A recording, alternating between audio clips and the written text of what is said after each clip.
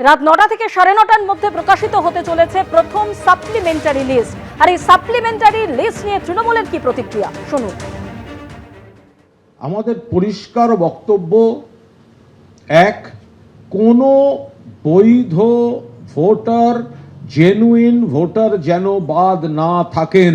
দুই, election commission এই যে নাটক করে বলছেন আইন শৃঙ্খলা অমুক তমুক, দেখুন কাদের বলছেন? আইন শৃঙ্খলা তো ঠিকঠাক ছিল, ভালো ছিল। আপনারা এতগুলি অফিসার চেঞ্জ করেছেন, কোনো অপ্রীতিকর ঘটনা ঘটলে তার দায় নির্বাচন কমিশনের। তারা হঠাৎ এই কথাটা বললেন কেন যে আইন শৃঙ্খলা ঠিক রাখতে হবে? বললেন কেন? লিস্ট বেরোবে, তার সঙ্গে আইন শৃঙ্খলার কি সম্পর্ক? তাহলে কি আইন শৃঙ্খলা যাতে ডিস্টার্বড হয়, লোককে যাতে প্ররোচনা দেওয়া হয়, তাহলে বহু জেনুইন ভোটারকে কি বাদ দেওয়া হচ্ছে? বিচ্ছিন্ন গন্ডগোল তৈরি করার জন্য অলিখিত জরুরি অবস্থা জারি করে নির্বাচন কমিশন বিজেপির দালাল, বিজেপির এজেন্ট, বিজেপির পার্টি অফিস বনে গেছে, তারা এই কাজটা করছেন। যে খবরের দিকে আমাদের নজর রয়েছে, রাত 9টা নাগাদ প্রকাশিত হতে চলেছে প্রথম সাপ্লিমেন্টারি লিস্ট। আপনারা জানেন যে এসআইআর পর্বে আমরা দেখেছিলাম যে বিবেচনাধীন 60,06,675 জন ভোটার, এবং ইতিমধ্যেই যে খবর পাওয়া যাচ্ছে নির্বাচন কমিশন সূত্রে যে এখনো পর্যন্ত প্রায় 29 লক্ষের নামের নিষ্পত্তি হয়েছে। কিন্তু যে প্রশ্ন উঠছে, কত নাম বাদ গেল তা রাত 9টা থেকে 9:30টার মধ্যেই পরিষ্কার হয়ে যাবে। নির্বাচন কমিশনের বিষয়, আমাদের অবস্থানে আমরা অনড়। আমরা যে ফর্ম 7 জমা দিয়েছিলাম তার উপরে শুনানি করতে হবে। পুলিশ বেআইনি ভাবে যেটা তারা করতে পারে না, আমাদের কর্মীদের কাছ থেকে ফর্ম 7 কেড়ে নিয়েছিল। আমাদের ফর্ম 7 তৃণমূল কংগ্রেসের কর্মীরা জ্বালিয়ে দিয়েছিল, বিডিও অফিস ধ্বংস করেছিল। এআরও আর ইআরওদের কাছে তারা যে ফর্ম 7 গুলো পেয়েছিল সেগুলো তারা রিসিভ করবার পরেও ঠিকঠাক সিস্টেমে আপলোড করেনি। এটাকে শেষ না করে নির্বাচন করা যাবে না। মাঝপথে বলবেন আমি এসআইআর শেষ আর এসআইআর বন্ধ, নির্বাচন হোক, এসব চলবে না। এটা মানে একটা দুঃস্বপ্ন বাংলার মানুষের কাছে, একটা বিরাট অংশের মানুষের কাছে, যে এসআইআর এর নামে এই বাংলায় যেটা হলো বা হচ্ছে সেটা কিন্তু বাংলার বহু মানুষের বৈধ ভোটার দেওয়ার হওয়ার সুবাদে তার যে নাগরিক অধিকার, তার যে ভোট দেওয়ার অধিকার, সেখান থেকে তাকে বঞ্চিত হতে পারে। তা বাংলার মুখ্যমন্ত্রীকে আমি আগেও বলেছি, আজও বলছি, আপনি সুপ্রিম কোর্ট যান, দরকার হলে আপনি এইভাবে যদি মানুষের ভোটের অধিকার কেড়ে নিয়ে ভোট হয়, তাহলে সেই ভোট বয়কট করার আহ্বান জানান।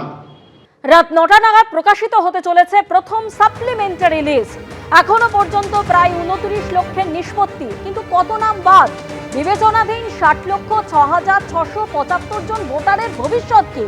রাত 9টা থেকে 9:30টার মধ্যেই আপলোডের সম্ভাবনা, বললেন রাজ্যের মুখ্য নির্বাচনী আধিকারিক।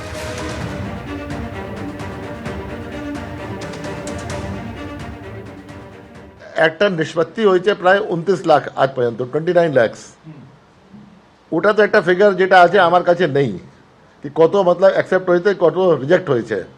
কিন্তু আজকে যত আসবে ও ই সাইন করে, 705 জজ আছেন, কত জজ কোন তারিখ পর্যন্ত ই সাইন করবেন নি করবেন, ওটা যেটা আছে আমাদের কাছে নেই ইনফরমেশন। ওটা যখন আজকে এসে যাবে, যখন 9টা 9:30 কাছে, কিন্তু এটা সেন্ট্রালাইজ প্রসেসিং হচ্ছে, এখানে তো সার্ভার নেই, সার্ভার তো দিল্লিতে আছে।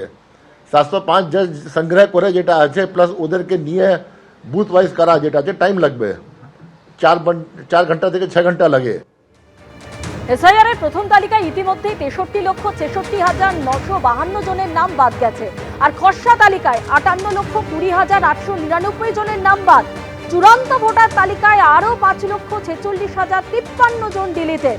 আজ প্রথম দফায় প্রকাশিত হতে পারে ইতিমধ্যেই, যেমনটা জানা যাচ্ছে 29 লক্ষের নিষ্পত্তি হয়েছে, এমনটাই খবর। কিন্তু যে প্রশ্ন উঠছে, কত নাম বাদ গেল, এবং বিবেচনাধীন এই 60,06,675 জন ভোটারের ভবিষ্যৎ কি? তাদের মধ্যে কতজনের নাম থাকবে, কতজনের নাম বাদ যাবে? রাত 9টা থেকে 9:30টার মধ্যেই আপলোডের সম্ভাবনা, জানালেন রাজ্যের মুখ্য নির্বাচনী আধিকারিক। একটা সংখ্যা যে আজ পর্যন্ত প্রায় 29 lakhs নিষ্পত্তি হয়ে গেছে, যেটা আমরা আমাদের ড্যাশবোর্ড থেকে দেখতে পাচ্ছি।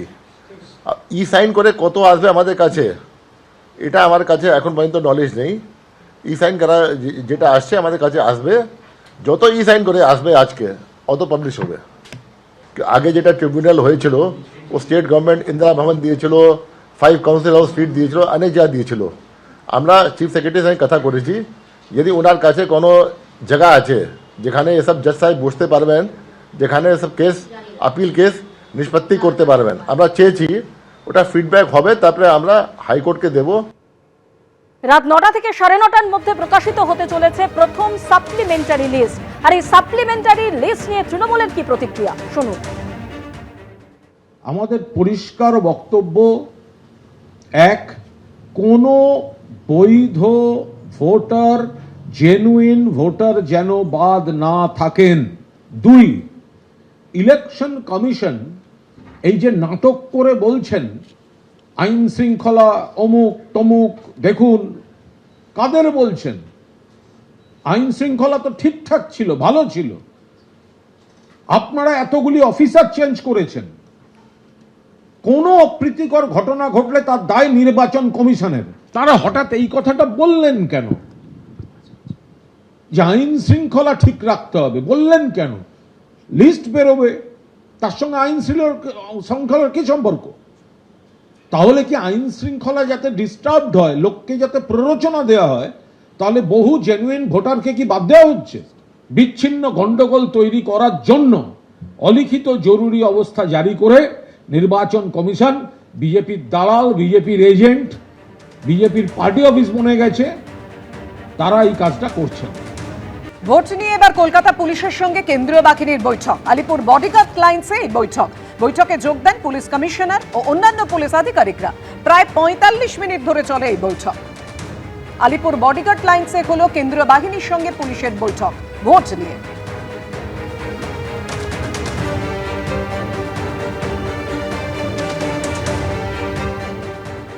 তো কোম্পানি কমান্ডার আছেন, সিআরপিএফ কোম্পানি কমান্ডার যে ডিপ্লয়েড আছেন 30 কোম্পানি, ওনাদের সঙ্গে একটা কোঅর্ডিনেশন মিটিং হলো।